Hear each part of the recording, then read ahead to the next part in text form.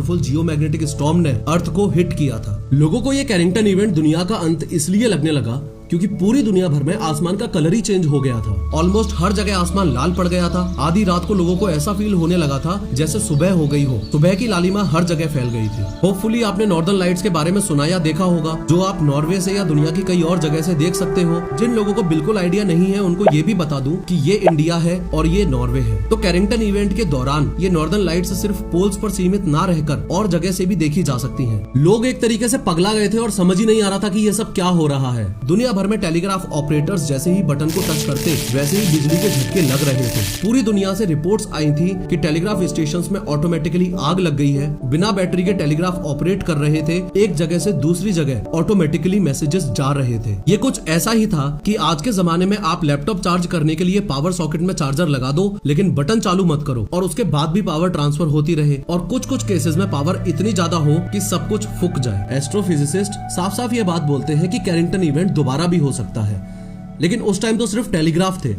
आज तो पूरी दुनिया ही इलेक्ट्रिसिटी से ऑपरेट होती है। आज के दिन अगर कैरिंगटन इवेंट जैसा कुछ हुआ तो जो hundreds of trillions of dollars का नुकसान होगा वो अलग, और वापस सारे इलेक्ट्रिक ग्रिड स्टेशंस को बिल्टअप करने में जो 4 से 6 साल लगेंगे वो अलग। लेकिन 2 जरूरी सवाल।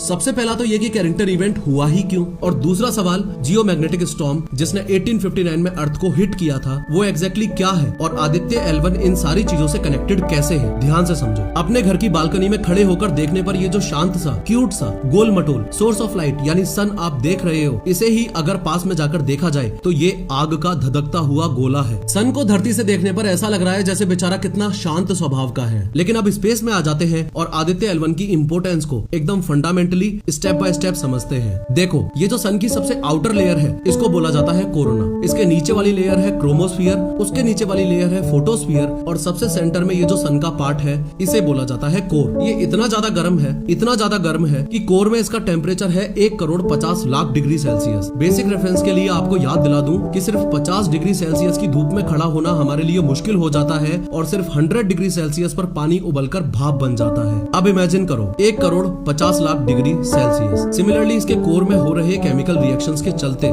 साइंटिस्ट इसे नेचुरल न्यूक्लियर रिएक्टर बुलाते हैं, और इन सारे फिनोमेना के चलते जो मैग्नेटिक फील्ड जनरेट होता है वो सन की आउटर लेयर्स को भी इम्पैक्ट करता है। As a result of which CMEs, solar flares और सोलर विंड्स जनरेट होती हैं। अपनी स्क्रीन पर साफ साफ आप ये एक सोलर फ्लेयर देख पा रहे हो। इसका साइज अर्थ से भी कई गुना बड़ा हो सकता है और कोई दिक्कत नहीं थी अगर ये सन सोलर स्टॉर्म्स अपने से दूर ना फेंकता तो। लेकिन दिक्कत वाली बात ही ये है कि सन समय समय पर स्पेस में सोलर स्टॉर्म्स लगातार फेंकता रहता है। पर इम्पोर्टेंट क्वेश्चन तो ये भी है कि अगर सन सोलर स्टॉर्म या जियोमैग्नेटिक स्टॉर्म्स को समय समय पर धरती पर फेंकता रहता है तो हम अभी तक जिंदा कैसे हैं? अभी तक जल के भस्म क्यों नहीं हुए? और इसका आंसर है अर्थ का मैग्नेटोस्फीयर। 3D एनिमेशन की मदद से ध्यान से समझो कि कैसे ये सोलर स्टॉर्म्स पूरे स्पेस वेदर को इम्पैक्ट करते हुए और धधकते हुए पृथ्वी की ओर बढ़ रहे, और कैसे अर्थ का मैग्नेटोस्फीयर या दूसरे शब्दों में कहूँ तो अर्थ का मैग्नेटिक फील्ड एक प्रोटेक्टिव लेयर बनाकर हमको सुरक्षित रखता है। लेकिन जब कैरिंगटन इवेंट हुआ तब ये मैग्नेटोस्फीयर कहाँ था? उस समय अर्थ के मैग्नेटिक फील्ड ने और एटमॉस्फेयर ने अर्थ को प्रोटेक्ट क्यों नहीं किया? देखो, जितने भी सोलर स्टॉर्म्स या जियोमैग्नेटिक स्टॉर्म्स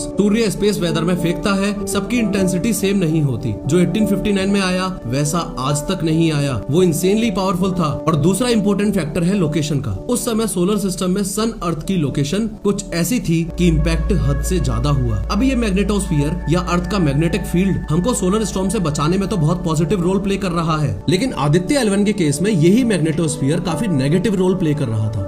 ध्यान से समझो कैसे। बात जनवरी 2008 की है। आदित्य L1 मिशन को उस समय सिर्फ आदित्य नामक एक्सपेरिमेंटल मिशन के रूप में सोचा गया था और सिर्फ 3 करोड़ रुपए का बजट इसके लिए डिसाइड किया गया था। इनिशियली ये सोचा गया था कि इसको LEO यानी लो अर्थ ऑर्बिट में लॉन्च किया जाएगा और ये पृथ्वी के चारों तरफ घूमते घूमते ही सन को स्टडी करेगा। तो ये मैग्नेटोस्फीयर ओल्ड आदित्य मिशन को इम्पैक्ट इसलिए करता क्योंकि सन को बेस्ट वे में स्टडी करने के लिए जो कुछ इसको चाहिए था वो सब तो अर्थ का मैग्नेटिक फील्ड पहले ही रोक लेता। लेकिन आज का जो आदित्य L1 मिशन है वो इस मामले में बहुत ज्यादा स्पेशल है। 2 सितंबर को 11:50 पर जो आदित्य L1 मिशन लॉन्च हुआ उसकी ट्रेजेक्टरी को ध्यान से समझो। सबसे पहले तो ये भी ऑब्वियसली लो अर्थ ऑर्बिट में जाएगा ही, लेकिन उसके बाद ऑर्बिट मैन्यूवरिंग कर करके अपने एलिप्टिकल ऑर्बिट्स को रेज करता रहेगा और फाइनली एक समय ऐसा आएगा जब ये अर्थ के स्फीयर ऑफ इन्फ्लुएंस को छोड़ देगा और क्रूज फेज में एंटर कर जाएगा। क्रूज फेज में एक बार और मैन्यूवरिंग करेगा और फिर L1 लैग्रेंज पॉइंट के अराउंड जो हेलो ऑर्बिट है उसमें आने वाले 5 साल 2 महीने तक रहेगा और 24/7 सूर्य को स्टडी करता रहेगा। Lagrange point